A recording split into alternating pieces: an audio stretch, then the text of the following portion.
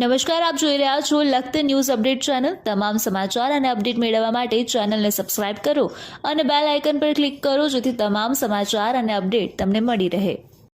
લખતર ગામના પરા વિસ્તારમાં ભર ઉનાળે પાણીના પોકાર, મહિલાઓને 1 કિલોમીટર દૂર પાણી ભરવા જવું પડે છે। લખતર ગામમાં પાણીની રેલમછેલ।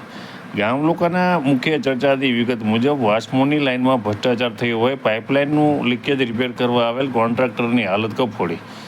લખતર ગામના પરા વિસ્તાર એવા મફતિયાપરા, નવા બસ સ્ટેન્ડ પાસેના દેવી પૂજક પરા વિસ્તારમાં હાલ પાણીના પોકાર ઉઠવા પામ્યા છે। થોડા દિવસ પહેલાં લખતર ગામના મફતિયાપરાની મહિલાઓએ પાણી મુદ્દે લખતર ગ્રામ પંચાયતનો વહીવટ કરતા હોદ્દેદારો સામે ભારોભાર રોષ વ્યક્ત કરવામાં આવ્યો હતો। ત્યારે આજે 12 મહિનાનો પરબ રામનવમીનો તહેવાર છે અને ખરા ઉનાળે બસ સ્ટેન્ડ પાછળના દેવી પૂજક પરા વિસ્તારમાં વર્ષમાં ક્યારેક જ પાણી આવતું હોવાનું જણાવી નાની બાળાઓ, મહિલા, સિનિયર સિટીઝન મહિલાઓ દ્વારા રોષ વ્યક્ત કરવામાં આવ્યો હતો।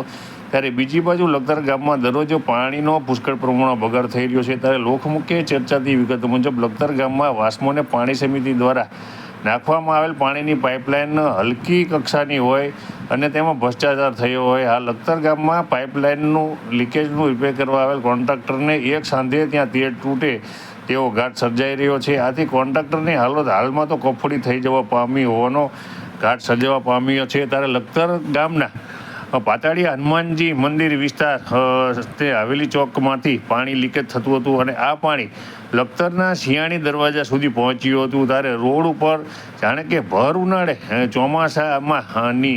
ચોમાસાના પાણીની નદીઓ વહેતી હોય તેવો ઘાટ સર્જાયો હતો અને લોકો મોટી સંખ્યાની અંદર આના કારણે અટવાયા હતા અને તેઓની હાલત કફોડી થઈ ગઈ હતી। ત્યારે લખતર ગામની અંદર સિક્કાની બે બાજુ જોવા મળી રહી છે। એક બાજુ પાણીનો કાળો કકડાટ છે, ત્યારે બીજી બાજુ પાણીની રેલમછેલ છે। ત્યારે આ પાણીની પાઇપલાઇન લીકેજ થશે કે કેમ તે પણ એક મોટો સવાલ ઉઠવા પામ્યો છે, કારણ કે કોન્ટ્રાક્ટર દ્વારા લીકેજ રિપેર કરવામાં આવે છે, તરત જ બીજી જગ્યાએ આ પાણીની પાઇપલાઇન લીકેજ થાય છે।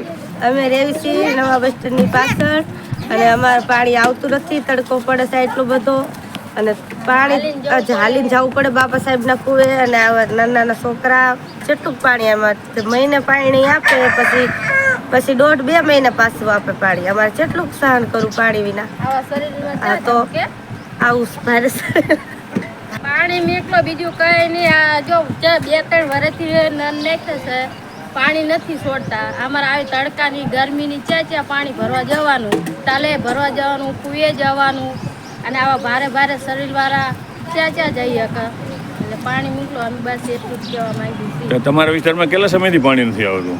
ઘણો ટાઈમ થઈ ગયો, નથી છોડતા પાણી, નથી આવે છોડે ને તાણે 1 મહિને એમ છોડે પાણી, એ તે ઘડીક જ તે લો એટલે અમે એટલું જ કહેવા માંગીએ છીએ કે પાણી છોડો। બોલ પાણી અમારે આવતું નથી સાહેબ, હવે અમારે ભરવા કેટલાક જવું કુવા ઠેઠ આગો પડે છે। પાણી અત્યારે હવે તરશે છે નહીં પાણી પીવાનું। તમારા આ વિસ્તારમાં કેટલા દીથી પાણી નથી આવતું? મહિને આવે પાણી આવે અમારે। તમારે નવી પાઇપલાઇન નાખી છે? નવી નાખી છે તો પાણી આવતું જ નથી? તો તમારે પાણી ભરવા ક્યાં જવું પડે? તલાઈ જવું પડે, બાપા સાહેબના કુએ જવું પડે, તલાઈ જવું પડે, કુએ ભરવા જવું પડે। મહિને આવે 2 મહિના આવે પાણી, એમાં આવે છે, આવતું જ નથી।